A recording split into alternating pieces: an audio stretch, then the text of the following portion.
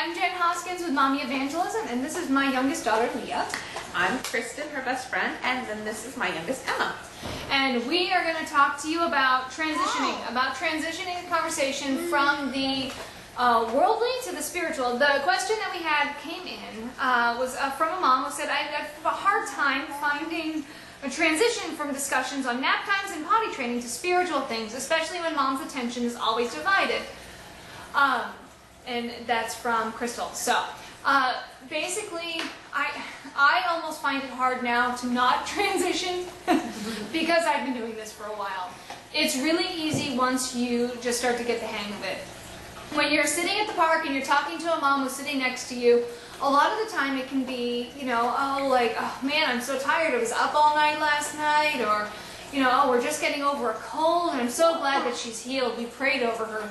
You know, now finally she's feeling well, and usually a mom's not going to be like, oh, you prayed over her? Like, I mean, a mom's going to be like, oh, okay, no sharing.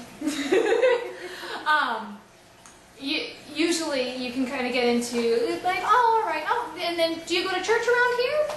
That's a completely common question. It's just like asking somebody, what school does your child go to? Do you homeschool? Where does your husband work? It's a normal question that most people get. Then you can kind of gauge where they are. You can find out from personal experience what church they go to, so you don't immediately insult them with something. Yeah. I may do that. But you kind of want to know which denomination you're talking to, if they are of some kind of Christian background. I mean, other things like potty training, you can just go, oh man, training children, I know, you know, the scripture says train them up in the way they will go. When they're old, they won't depart from it. What child training books have you read? Or that goes the same for potty training. They have to grow up and go potty training, and they won't depart from that. No, if they do, that won't be good. Yeah, they won't get married. No.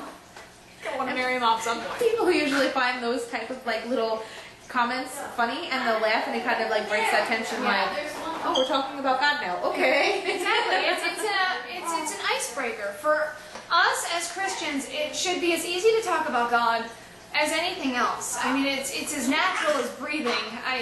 I'm not shy, so for me it's very normal to just turn any conversation into a spiritual conversation, but it's just looking for a lead-in.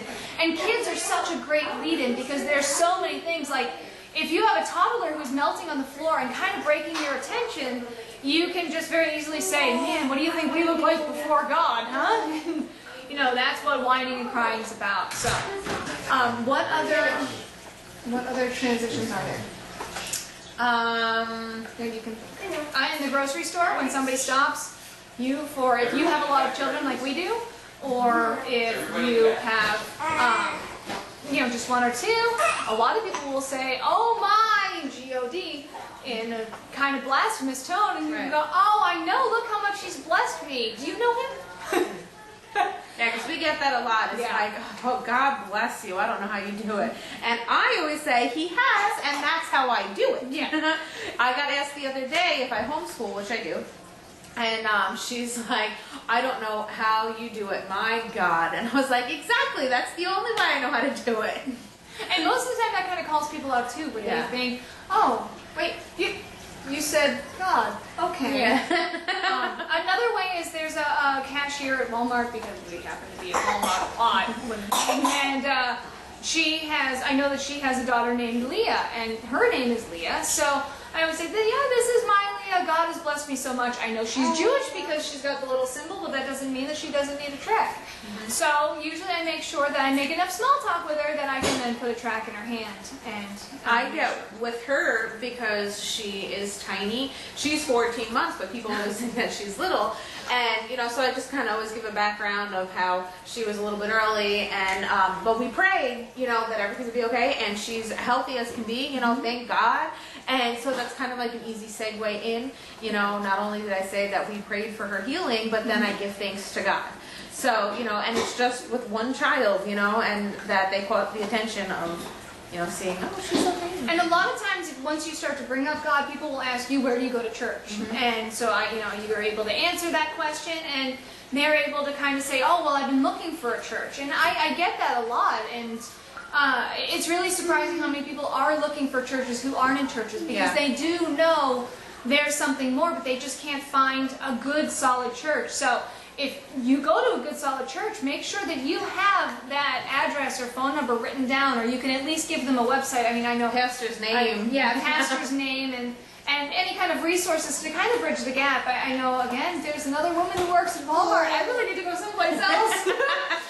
There's another woman who goes to Walmart, or she works at Walmart, and she's so sweet, and our daughters do Awana together, and so, you know, we have that kind of rapport where we know each other, and she had said to me one time that she was kind of struggling with being able to go to church, and she liked her church, but she just couldn't get there every Sunday. So I was able to give her some resources, be like, listen, when you can't make it to church, here's ways that you can grow. And I know that that really touched her, to be like, oh, okay, you know, there's ways beyond, because this isn't a Sunday faith. Right. This is a 7-day-a-week thing. Yeah. If you're not growing in Scripture every day, then there's something wrong. So you really need to put those resources in somebody's hands. And that's why, like the 1-year Bible that I really like now, that you have something that you can go to every day, that you can kind of follow along with. And even if you've missed a day, that next day is right on there. Yeah. So you have something that you can continually follow. And it's something that my children have started doing as well. I got the idea from an evangelist, so don't think I came up with it on my own. He came up with it. But yeah, that's another really, really great way to just kind of encourage somebody to get into Scripture and see who Jesus is and what He did for them. If you passionately love somebody, you're going to spend time with them. And you know people by their fruits. And sometimes people are struggling and they really need you to reach out to them. Going and making a kind of worldly conversation and turning it into a spiritual conversation is giving them a life-saving message. You want a lollipop? He wants a lollipop. So, okay, so that's about it on trans. Actually, 1 second, hold on. There, Daddy's got it. Okay. So that's about it. Any other transitions that you can think of? No, but I think something that's really important is being real with the person, because a lot of the times people think that they have to be on a certain level to communicate with God. I think sometimes a lot of people think that you have to behave a certain way when you're a Christian, and that comes from God's conviction. So if they see, like a lot of times for us, since we are so outgoing, we're really bold, we're very sarcastic, there's a few bloopers on here, but I think that when people see that and then they're like, wait, you're a Christian? Yes, we're real people and we serve a great God. We love, we respect the Lord. And when they see that coming from us, it's almost like a comfort level. So don't go, acting like, you have to be like this way. When you talk to somebody, don't do that. You don't that's have to not stop up on jean skirts. Yeah. Sorry if you wear jean skirts. Yeah. But you're allowed to wear other kinds too. I'm wearing a skirt. Yeah, it's fine. She's wearing a skirt. I'm wearing jeans under pants and she's wearing a skirt that's black. So, and it's cottony. So, therefore it's comfortable. But yeah, that is a big thing. And there's not anybody who I know who doesn't know that I'm a Christian either. Right. Like there are people who just kind of go, I don't know why I'm friends with you. You are a radical Bible thumping Christian, and I want to be your friend. I have no idea why, because they don't know Christ at all. Right. And that's okay, because I'm not here to drive people away. I don't want to drive people away. I'm also not here to hold up the religion flag and wave it and tell people what they need to do. That's legalism, and that drives people away. Right. So, really it's the element of drawing people in and loving people, being genuine. Jesus hung out with a bunch of fishermen. Right. Do you think he wasn't, or he isn't genuine and loving and caring and funny and witty and kind and, a lot of things? Like Jesus is everything that you can see that's good in people. I mean, I'm sure that he is everything that you see in the reflection of, because we're made in the reflection of his image. And let's face it, we're moms, so we deal with dirty stuff, okay? We have babies that need diaper changes, that have blowouts, that, throw up. In the middle of, the most, important conversation, like handing over a Bible tract or really talking to somebody about their salvation who genuinely feels it, we'll get thrown up on. So in those situations, that's who we are. So don't try to divert. When Leah had reflux, I've had several refluxy babies, but there comes a point where you just don't care how much spit up's on the back of your shirt, and Wow. Leah was good. Now she would just coat the back of And you my would hear shirt it on the floor. She did. And people would stop me and be like, man, she spit up a little bit on the back of your shirt. And I'm thinking, that's from this morning. And I don't even care anymore because she's 4 months old. I've been doing this for 4 months. And one of the things that I would say to people is like, oh, I'm glad that Jesus washed the inside of my soul because the outside is definitely not clean right now.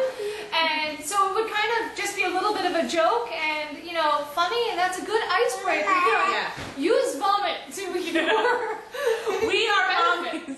The Lord made our children very messy, and very loud and very silly. Use the silly things that they say. Children are always known for coming up at inappropriate times and saying, I have to go potty. And you're like, yay! Sometimes they even tell you exactly what they want to do in the potty. So, and sometimes that's in a group of people. And so those are things you need to use to your benefit as a mom. I mean, these are children, and we have a lot of them. So use that to your benefit. This is another one. See, this is a Rachel.